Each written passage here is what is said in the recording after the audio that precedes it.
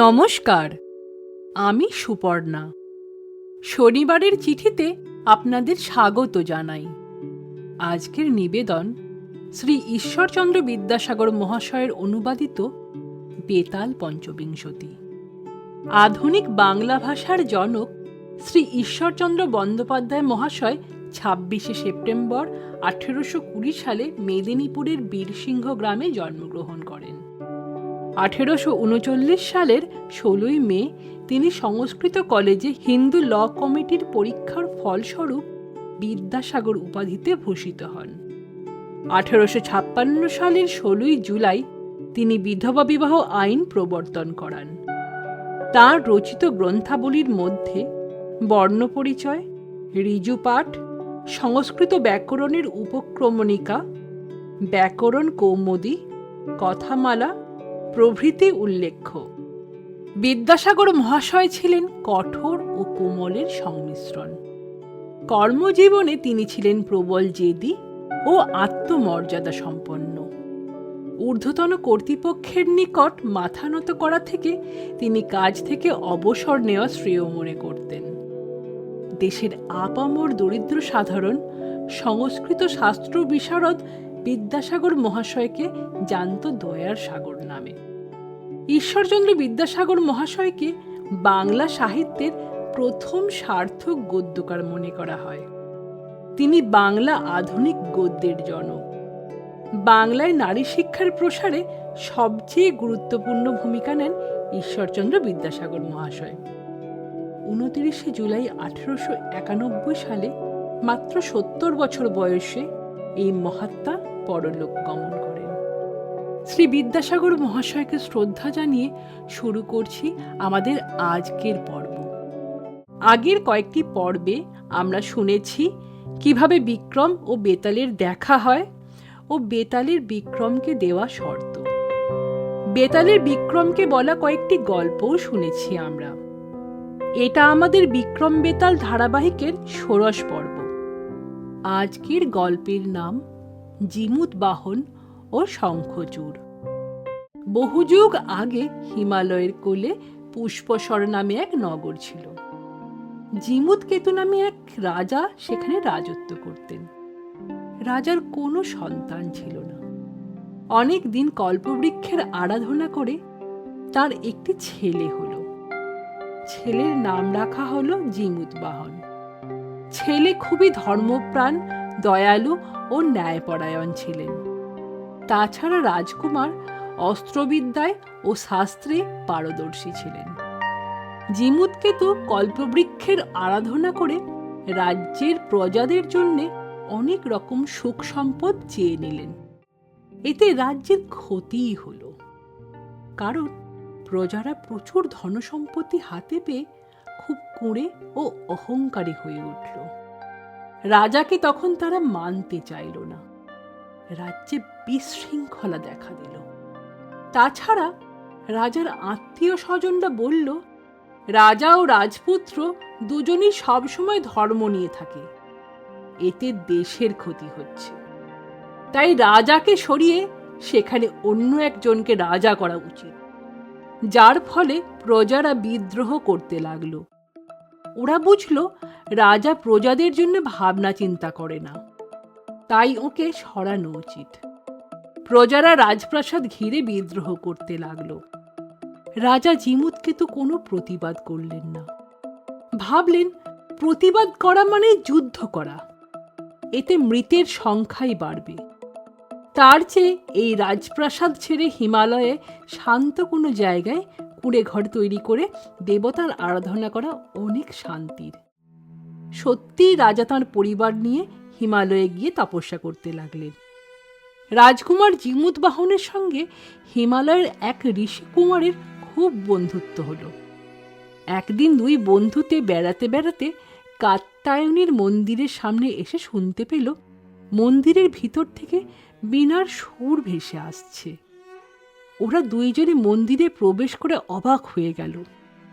দেখতে পেল এক অপূর্ব সুন্দরী মেয়ে বীণা বাজিয়ে দেবী কাত্যায়নীর স্তবগান করছে। ওরা মুগ্ধ হয়ে শুনতে লাগলো। গান শেষ করে জিমুতবাহনকে দেখে মেয়েটির খুব ভালো লাগলো।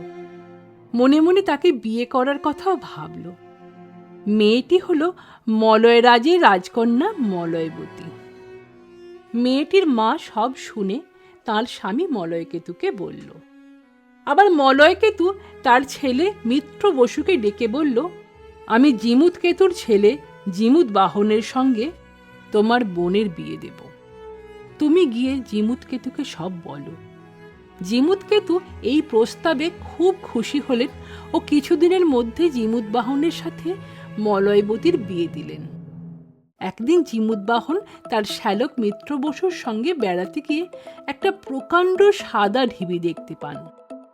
জানতে চান ওটা কি? মিত্র বসু বলে, ওটা হচ্ছে মৃত নাগের হাড়ের পাহাড়। একসময় গরুরের সঙ্গে নাগেদের ভীষণ যুদ্ধ হয়। তাতে নাগেরা পরাজিত হয়ে গরুরের কাছে সন্ধি প্রার্থনা করে।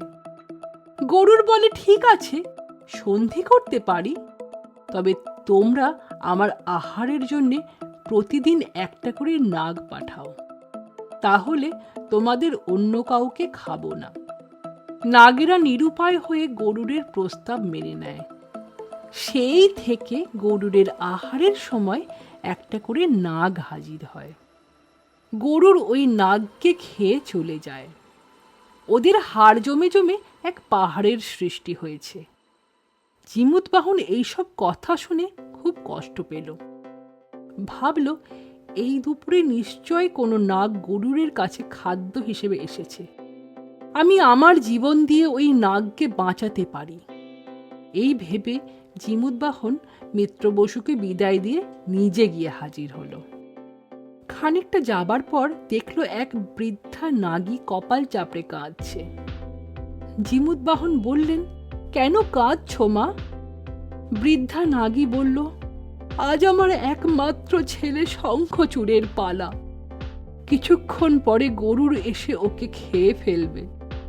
শঙ্খচূড় ছাড়া আমার আর কোনো সন্তান নেই। এই দুঃখে কেঁদে মরছি বাছা। জিমুতবাহন বললেন, তুমি কেঁদো না মা, আমি আমার প্রাণ দিয়ে তোমার পুত্রের প্রাণ রক্ষা করব। এই কথা শুনে বৃদ্ধা নাগী বলল, না বাছা, তা হয় না। অন্যের ছেলের জন্য তুমি কেন প্রাণ দেবে? আমি তোমাকে মরতে দিতে পারি না, এটা আমার অন্যায় হবে বাছা। ওদের কথার মধ্যে শঙ্খচূড় এসে হাজির হলো। সব শুনে বলল, না মহারাজ, তা হতে পারে না। আপনি হচ্ছেন একজন ধার্মিক ও দয়ালু মানুষ, আপনার বাঁচা দরকার। আমার মতো তুচ্ছ জীবের প্রাণ গেলে কোনো ক্ষতি হবে না, আপনি বেঁচে থাকলে অনেক উপকার হবে। জিমুতবাহন বললেন, আমি যে কথা দিয়েছি তোমার প্রাণ বাঁচাবো, তাছাড়া আমি ক্ষত্রিয়, আমি প্রতিজ্ঞা ভঙ্গ করতে পারি না। তুমি চলে যাও। শঙ্খচূড়কে বিদায় দিয়ে জিমুতবাহন গরুরের জন্য অপেক্ষা করতে লাগলেন। এদিকে শঙ্খচূড় দুঃখে কাতর হয়ে দেবী কাত্যায়নীর কাছে প্রার্থনা করতে লাগলো। দেবীর কাছে সে জিমুতবাহনের প্রাণ ভিক্ষা চাইল। ঠিক সময়ে গরুর এসে যুবরাজকে ঠোঁটে তুলে নিয়ে আকাশে উঠতে লাগলো। কিছু সময় পর জিমুতবাহনের রক্তমাখা আংটিটা মলয়বতীর সামনে এসে পড়ল। সে আংটি দেখে চিনতে পারল যে এটা জিমুতবাহনের আংটি।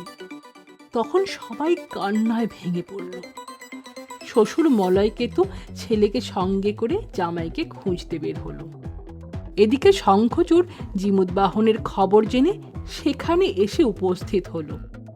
সে কাঁদতে কাঁদতে বলল, হে বৃহঙ্গরাজ, তুমি যাকে খাবে বলে নিয়ে গেছো সে তোমার খাবার নয়, সে হচ্ছে ধর্মপ্রাণ জিমুতবাহন। তুমি তাকে ছেড়ে দিয়ে আমাকে আহার করো। তুমি যদি ওকে খাও তাহলে এটা হবে তোমার অধর্ম। এই কথা শুনে গরুর দেখল, সত্যিই তো, এ তো নাগ নয়, তবে কেন খাবো? এই কথা শুনে গরুর জিমুতবাহনের কাছে সমস্ত কথা জেনে বলল, সবাই নিজের প্রাণ বাঁচাতে চায়, আর তুমি অন্যকে বাঁচাবার জন্য নিজের প্রাণ দিচ্ছ কেন? জিমুতবাহন বললেন, এই পৃথিবীতে সবাইকেই তো মরতে হবে, কেউ আগে যাবে আর কেউ পরে। 2 দিন আগে মরে যদি কারো উপকার করতে পারি তাহলে নিজেকে ধন্য মনে হবে, যার জন্যে আমি নিজের জীবন দিয়ে শঙ্খচূড়কে বাঁচাতে চাই। গরুর এই কথা শুনে বলল, তোমার মতো এই রকম ধর্মপ্রাণ আর কেউ আছে কিনা সন্দেহ, তুমি আমার কাছে বর প্রার্থনা করো। জিমুতবাহন বললেন, ঠিক আছে, আগে প্রতিজ্ঞা করুন আজ থেকে কোনো নাগ খাবেন না, আর যাদের এতদিন ধরে খেয়েছেন তাদের প্রাণ ফিরিয়ে দেবেন। গরুর সব কথায় রাজি হল। পাতালে গিয়ে অমৃত এনে মৃত নাগদের হাড়ের উপর ছিটিয়ে দিতেই মৃত নাগেরা বেঁচে উঠল। গরুর ফের বলল, রাজকুমার, আমার আশীর্বাদে তুমি রাজ্য ফিরে পাবে। এই খবর শুনে সবাই খুশি হলো।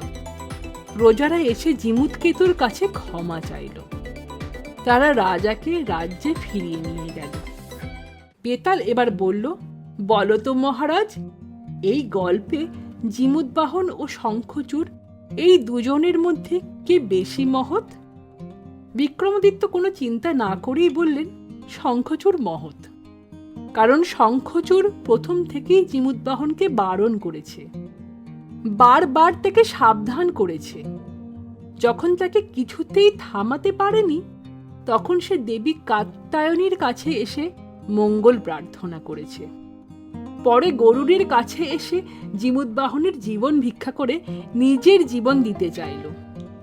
বেতাল সব শুনে বলল, যে পরের জন্য প্রাণ দিতে গেল সে মহৎ হলো না কেন? রাজা বিক্রমাদিত্য বললেন, জিমুতবাহন হচ্ছে ক্ষত্রিয়, ক্ষত্রিয়ের কাছে প্রাণ খুবই তুচ্ছ, তাই জিমুতবাহনের জায়গায় যে কোনো ক্ষত্রিয়ই এই কাজ করত। এই শুনে বেতাল বিক্রমাদিত্যকে বলল, হে রাজন, তুমি মহান, তুমি সত্যি বিদ্বান ও ন্যায়পরায়ণ। তবে আমার আগের শর্তের মতো আমি আবার ফিরে যাব আমার আগের জায়গায়। আমি চললাম। বেতাল রাজা বিক্রমাদিত্যের কাঁধ থেকে নেমে গাছে গিয়ে উঠল, আর রাজাও তার পিছু পিছু গিয়ে তাকে গাছ থেকে নামিয়ে কাঁধে চাপিয়ে পথ চলতে লাগলেন। এবার বেতাল তার ষোড়শ গল্প বলতে শুরু করল। আজকের পর্ব এখানেই শেষ হলো। আশা করি আপনাদের সকলের ভালো লেগেছে। আমাদের এই প্রচেষ্টা আপনাদের ভালো লাগলে আমাদের এই ছোট্ট ইউটিউব চ্যানেলটিকে সাবস্ক্রাইব করুন ও সকলের সাথে শেয়ার করুন। আপনাদের সহযোগিতা ও আশীর্বাদ একান্ত কাম্য। আপনাদের সকলের সুস্বাস্থ্য কামনা করি। আবার দেখা হবে পরবর্তী পর্বে। ধন্যবাদ।